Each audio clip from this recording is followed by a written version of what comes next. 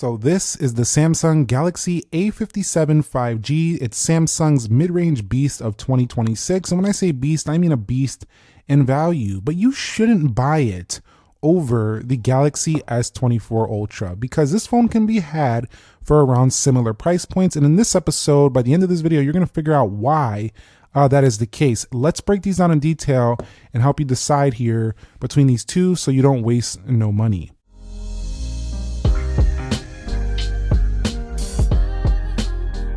Galaxy A57 does start at $549. 256 gigs is going to be $609.99. The model I do have here is going to be the awesome gray. The Samsung color is going to be the awesome navy, but I like this gray because it's pretty sleek and businessy looking. So let's go ahead and go to settings. We'll scroll over here to device care and we're going to take a look at the storage here. I got the 256 gigs. So mine was a little bit more than 600, just slightly though. And sometimes you could find these at different carriers and different stores for cheaper than what you see on Samsung's website. So do look around. But this is going to take up a decent amount of storage, but not too much on the 256. Now you'll see on back markets, you'll see them for $629. You'll see them on eBay. You know, people selling them used. Sometimes you'll find a pre-owned version of these phones a little bit cheaper. So you got to look around. But yes, you can find this S24 Ultra for around this price tag now, but it's most likely not going to be brand new. So do keep that in mind. That is something you're going to be getting is going to be either a refurbished phone or a really well conditioned used one. So let's talk about the build and design. Now, first thing about the Galaxy A57 that you will find pretty striking is how light and thin this phone is for its, price tag. You don't usually find phones with frames that's 6.9 millimeters thin and weighing 179 grams while also giving you a large 6.7 inch display. So this phone right here feels incredibly modern. It feels nearly like an S phone over here. So it is a very, very nice feeling product. But the back still does have that older kind of glass material they used to put on flagships, so it can get a little bit smudgy and stuff like that. And the camera does look pretty much like an S series phone, but it doesn't have quite as big of cameras themselves. It's more like this island is bigger than the camera themselves. Over here on the Galaxy S24 Ultra though, the reason why you shouldn't buy the A and just get this one though in terms of value is titanium frame. So this frame, while it is thicker, it is much more durable material and it's not going to get as messed up over time. So if you plan to buy one of these and keep it for 4 years, five years even, this is going to be extremely strong material to do that. Titanium grade 2 on the sides here. This back material is also glass, but it's got that nice frosted, more modern, high tier flagship feel because after all, it is a flagship phone. And so you do get that on here as well. The only con of this phone though is it's not as comfortable to hold. Simply is not, but its fingerprint is in a better location than the Galaxy A series, and the phone itself is not too heavy. It's 232 grams, but comparatively to the A57, it's a hefty boy. So I will say that you should buy the A57 though if you value really light and thin phone. I mean, even if S24 Ultra has better performance, this is still a easier phone to hold in the hand, but this one is the better value for the long term because the better materials on board. So you shouldn't buy the mid-range Galaxy A57 and should instead go with the S24 Ultra because of this reason right here. One, it has a way better camera, especially when you start zooming. I mean, even on the main wide, it's still better. The entire camera itself, the whole system, is a top tier flagship phone. I mean, it's only a couple years old and it still looks absolutely stunning, these videos and photos.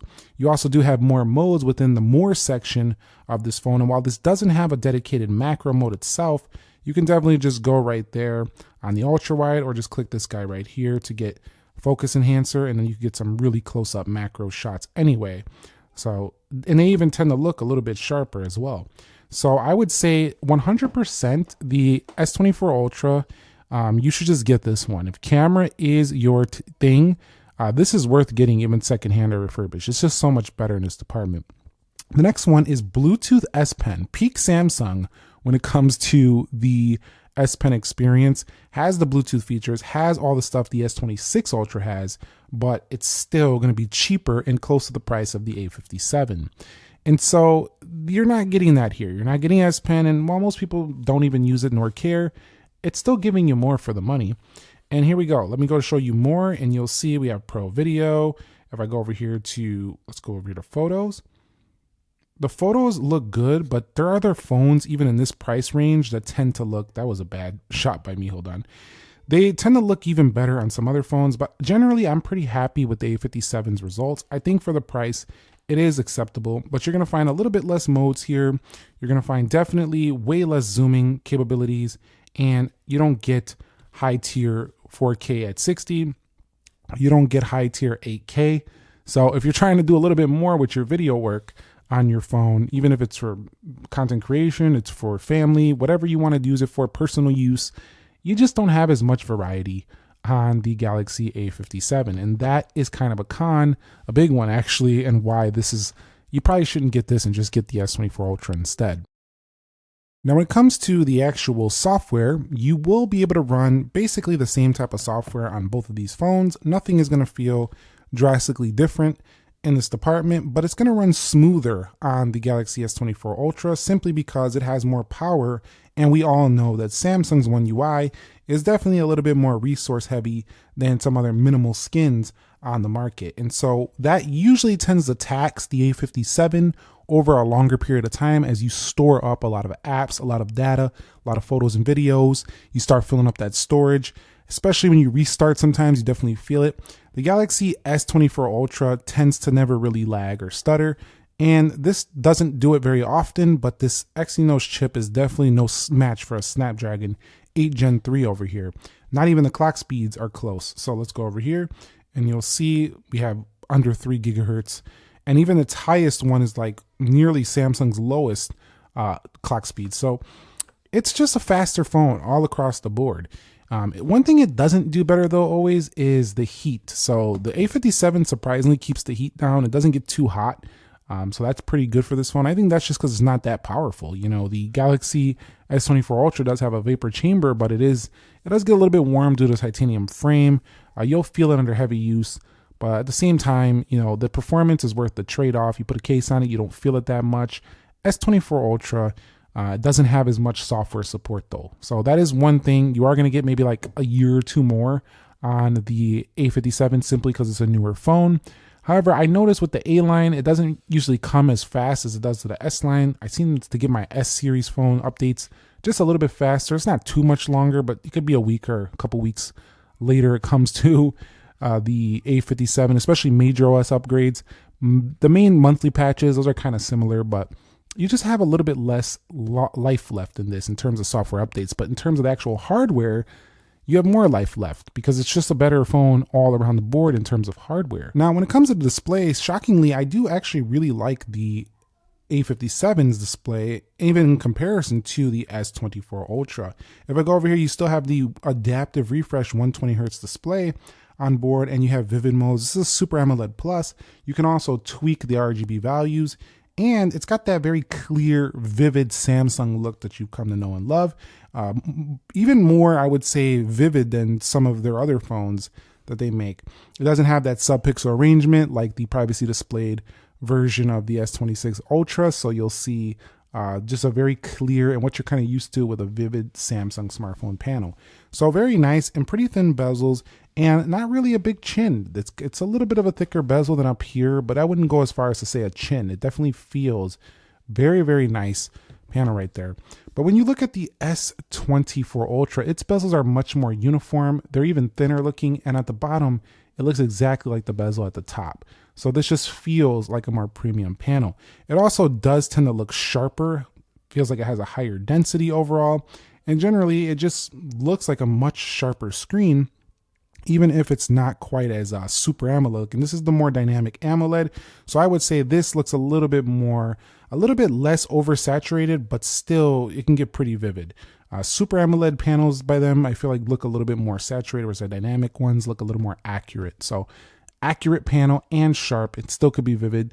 It does have that little haze effect though at the very low brightnesses. That's one of the cons of the S24 Ultra though.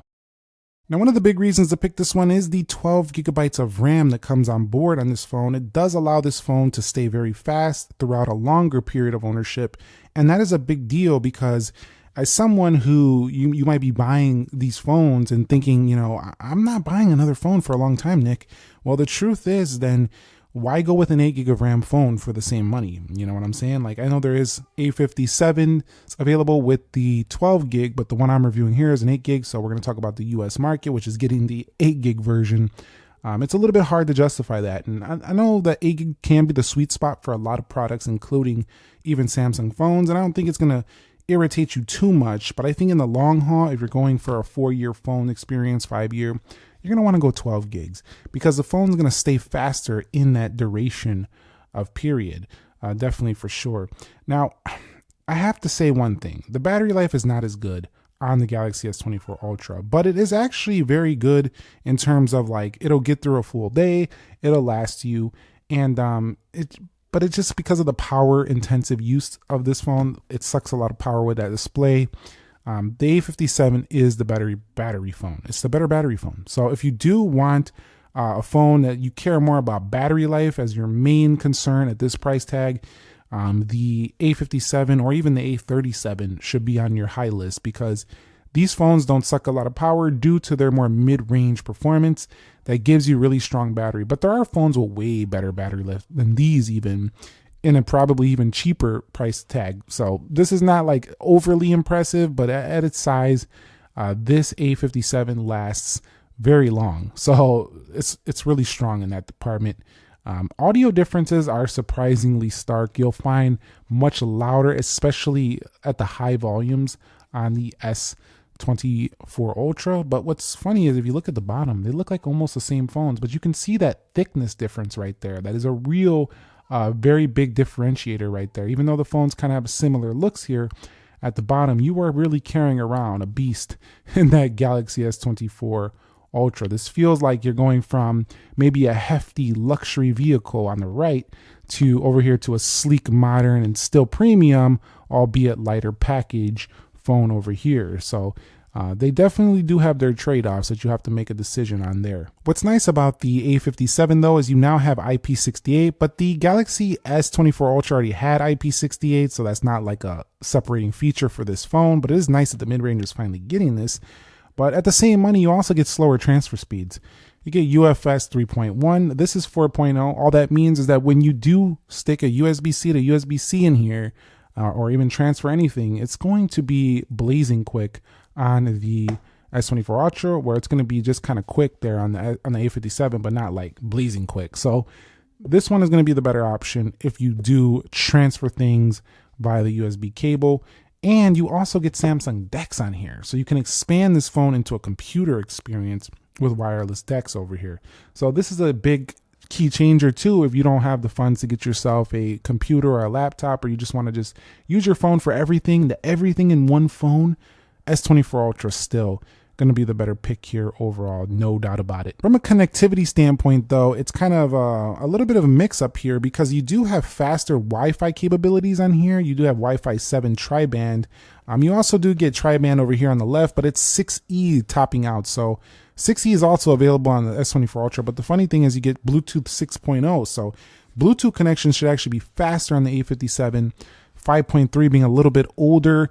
In reality, this means that your S24 Ultra potentially could be a slightly slower, maybe a second or two connecting to Bluetooth. Reliability wise too, A57 should be better with Bluetooth. But that Types 2 USB-C over there and no DisplayPort options and no DeX options really make it just a phone. The S24 Ultra goes beyond being just a phone. So you get more value there, even though both do have 5,000 milliamp hour batteries. And I want to do a quick real world test. Let's just kind of open up some applications and show you how the real world performance actually looks. I just seen a little bit of a stutter there on the clock for the Galaxy A57. And then we'll look over there at the S24 Ultra. We're going to open up a dual calculator here. And then we'll go over here. And I could see a little bit of jinkiness right there, just kind of going through these. You see that scroll just a little bit slower than I would like. So sometimes there is a little bit of it's not like lag. It's just like it just takes a second to load. I mean, you're feeling that mid-rangeness. I feel like Samsung goes more with all the features, but they kind of cut back a little bit on the chip here. And that really does irritate some people at this price point because a lot of phones are offering very fast performance. The thing is, though, is that what I like about the A series is it gives you all this and it's like enough. Like the chip doesn't ever like stop you from getting things done. It just sometimes you just like think, man, I should have probably got a faster phone. But then you realize, but everything runs. So who cares? It kind of reminds me a little bit of like the MacBook Neo, not in terms of it being a phone and a laptop, how the MacBook Neo still gets everything done, even if it's not as fast as a MacBook Pro.